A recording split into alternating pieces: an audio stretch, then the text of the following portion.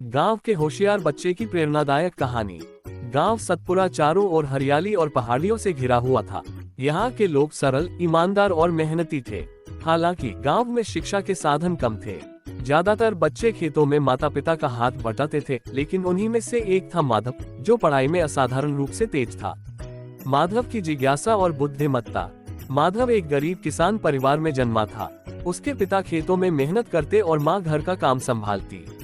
माधव की रुचि शुरू से ही पढ़ाई में थी, लेकिन गांव में केवल एक छोटा सा स्कूल था, जहां सिर्फ 5वीं कक्षा तक की पढ़ाई होती थी। इसके बावजूद उसकी सीखने की लगन इतनी अधिक थी कि वह पुरानी किताबें पढ़कर नए नए विषयों को समझने की कोशिश करता। उसकी याददाश्त गजब की थी। वह एक बार सुनी हुई बातों को तुरंत याद कर लेता और अपने साथियों को भी समझाता। गणित के कठिन सवाल भी वह आसानी से हल कर लेता, जिससे गांव के बड़े बुजुर्ग भी हैरान रह जाते। गांव में शिक्षा की समस्या। गांव में उच्च शिक्षा की व्यवस्था नहीं थी।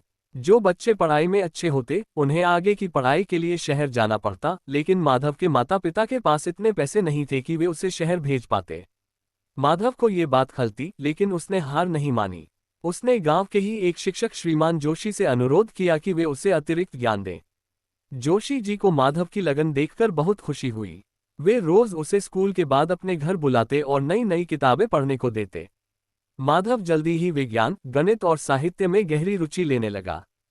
प्रतियोगिता की तैयारी। एक दिन जोशी जी को अखबार में खबर मिली कि शहर के एक प्रतिष्ठित स्कूल में एक प्रतिभा छात्रवृत्ति परीक्षा हो रही है, जिसमें पास होने वाले छात्रों को मुफ्त शिक्षा और छात्रावास की सुविधा दी जाएगी।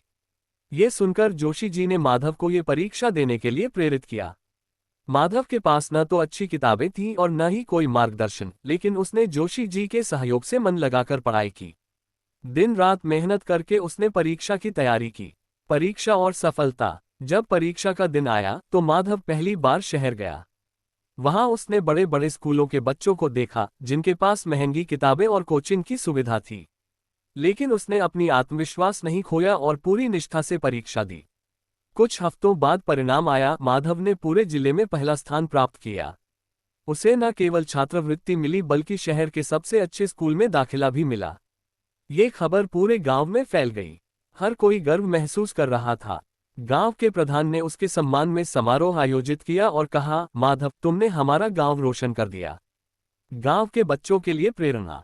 माधव की सफलता ने गांव के दूसरे बच्चों को भी प्रेरित किया। अब माता पिता भी बच्चों को पढ़ाई के लिए प्रोत्साहित करने लगे।